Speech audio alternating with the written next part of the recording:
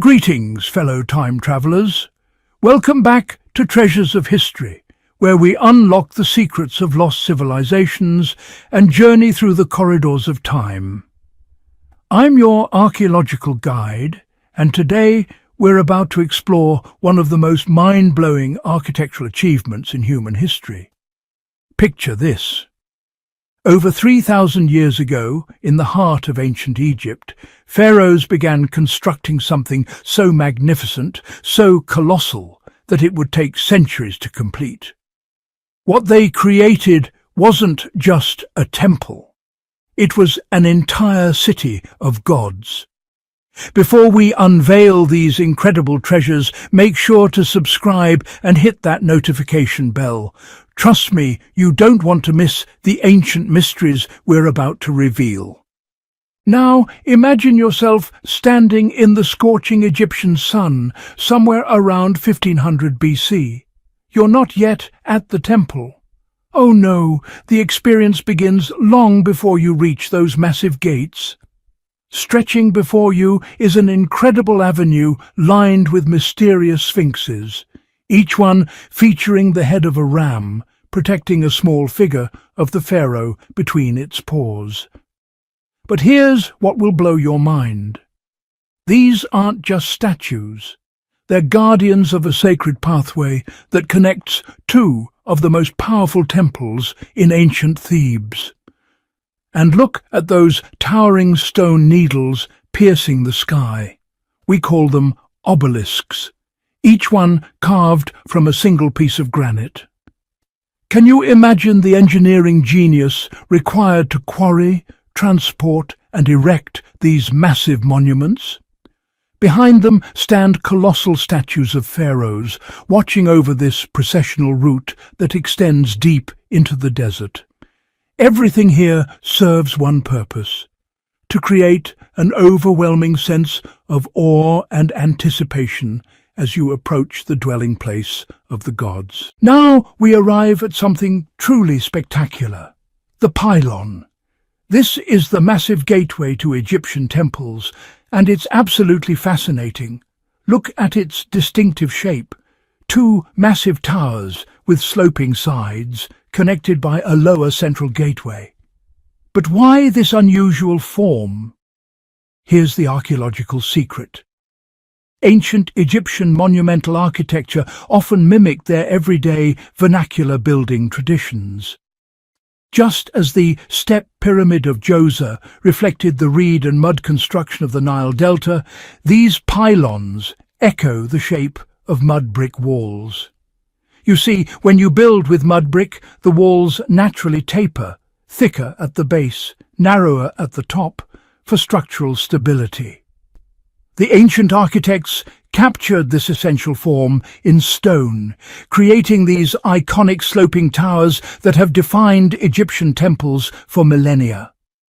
The Temple of Amun-Ra at Karnak boasts not one, not two, but 6 pairs of these magnificent pylons, each added by successive rulers over hundreds of years. What an incredible testament to continuous devotion. As you penetrate the main pylon, prepare yourself for something extraordinary. You enter a vast open courtyard surrounded by rows of columns on both sides, with a central colonnade that powerfully enforces the temple's axis, that sacred processional route we talked about. But wait, there's a temple within a temple. To your right stands the Temple of Ramesses III, and stepping inside feels like entering another world entirely. The courtyard features columns attached to statues of the pharaoh himself, and the reliefs here are so well preserved that you can still see traces of their original colour. Imagine these walls blazing with vibrant blues, reds and golds. That's how the ancient Egyptians experienced this sacred space. Back in the main courtyard, notice those Sphinx statues scattered along the sides. These were originally part of the entrance avenue we walked through, but they were relocated when later pylons were constructed. This tells us something crucial. Karnak wasn't built according to one master plan. It evolved over centuries, with each pharaoh adding their architectural signature to this growing sacred complex. Now, fellow explorers, brace yourselves for what comes next. Beyond the second pylon lies one of the most breathtaking architectural spaces ever created by human hands, the great Hypostyle Hall, built by Seti I and his son Rameses II. Pay attention to these incredible numbers. 134 columns arranged in 16 rows. The central avenue features columns that reach 21 meters high with a diameter of 3.6 meters. That's taller than a six-story building.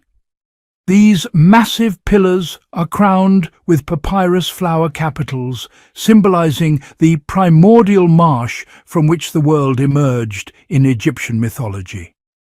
But here's where the genius of ancient Egyptian engineering truly shines. The side aisles are lower, with columns only 13 meters tall. Why? To create what we call a clerestory, those high windows you see along the sides. This architectural innovation allows light to flood the central nave while keeping the side aisles in shadow, creating a dramatic interplay of light and darkness that wouldn't be fully developed again until the Gothic cathedrals of medieval Europe over 2,000 years later.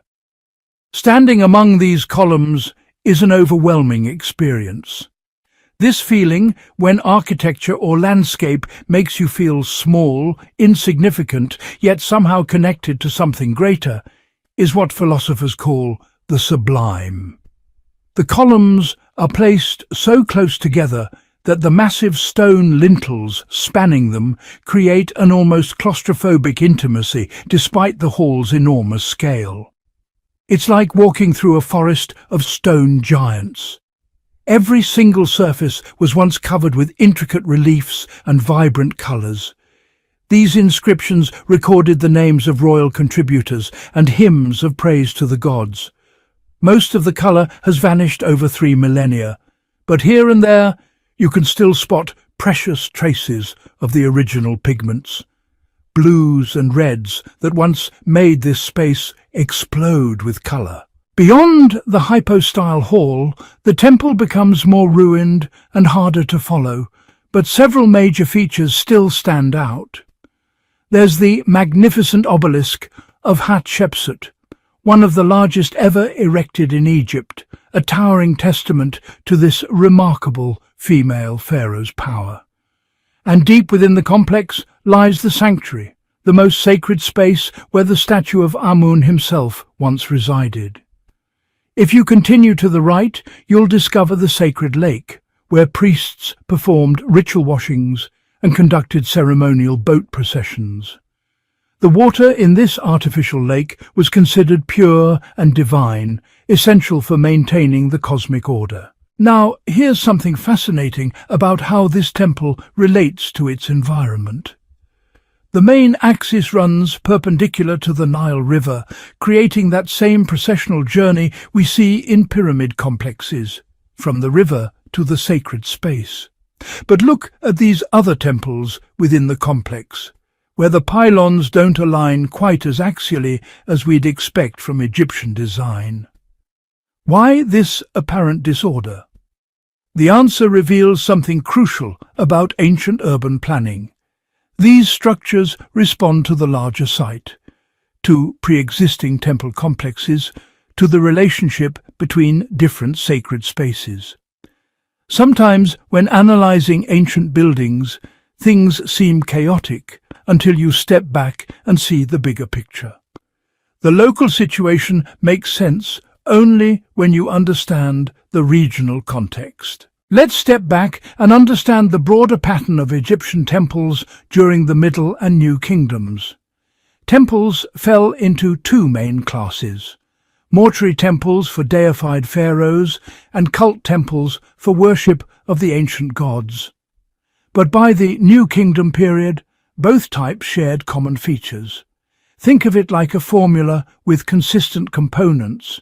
The threshold or pylon that begins the hierarchical procession, followed by a series of hypostyle halls, those column-filled spaces, all arranged along a powerful central axis. You can read this in the floor plan. The thick walls of the pylons, the clusters of columns filling the halls, all creating a telescoping effect. Look at the Temple of Khonsu here in the corner of the Amun-Ra complex. It's much clearer than the main temple, easier to read. As you move from the world outside, through the courts and halls toward the sanctuary, notice how the spaces become progressively smaller, darker, more compressed. The floor rises, the ceiling descends, and you feel increasingly pressed, moving through rooms of diminishing light and size. This architectural telescoping creates something profound. At the heart of the temple stood the statue of Amun in his solar bark, a ceremonial boat that was paraded through the city during festivals. The statue was dressed in rich fabrics, anointed with perfumes and oils. The sanctuary felt like a small, dark, silent place, like the moist, silent depths of the earth, where Amun, the hidden and subterranean god, derived his power. This is the ultimate secret of Egyptian temple architecture. It takes you on a journey from the bright, open, desert world through progressively more sacred, more exclusive, darker and more mysterious spaces, until you reach the very womb of creation itself, the dark, silent sanctuary where the god dwells. Fellow explorers, what we've witnessed today is more than just ancient stones and columns. The Temple of Amun-Ra at Karnak represents one of humanity's greatest architectural achievements, a structure that took over 2,000 years to build, spanning dynasties and civilizations, yet maintaining a coherent vision of the sacred. Standing in that Hypostyle Hall, surrounded by those towering columns covered in hieroglyphs, you don't just see history, you feel it. You're standing where ancient priests once walked, where pharaohs made offerings, where the mysteries of life and death were contemplated and celebrated. This is why we explore, why we excavate, why we study these ancient treasures. Because they connect us to our shared human heritage, reminding us of what our ancestors could achieve with determination, faith, and architectural genius. What do you think about the engineering marvels of Karnak? Could modern builders replicate such structures with ancient tools? Share your theories in the comments below. I can't wait to hear your thoughts. If you want to see more incredible photographs from these magnificent sites, follow me on Instagram, where I regularly post images from Egypt and other amazing ancient locations around the world. Thank you for joining me on this archaeological adventure. Don't forget to subscribe to Treasures of History for more explorations of lost civilizations. Hit that like button if this journey through time amazed you, and I'll see you very soon in our next expedition through the corridors of history.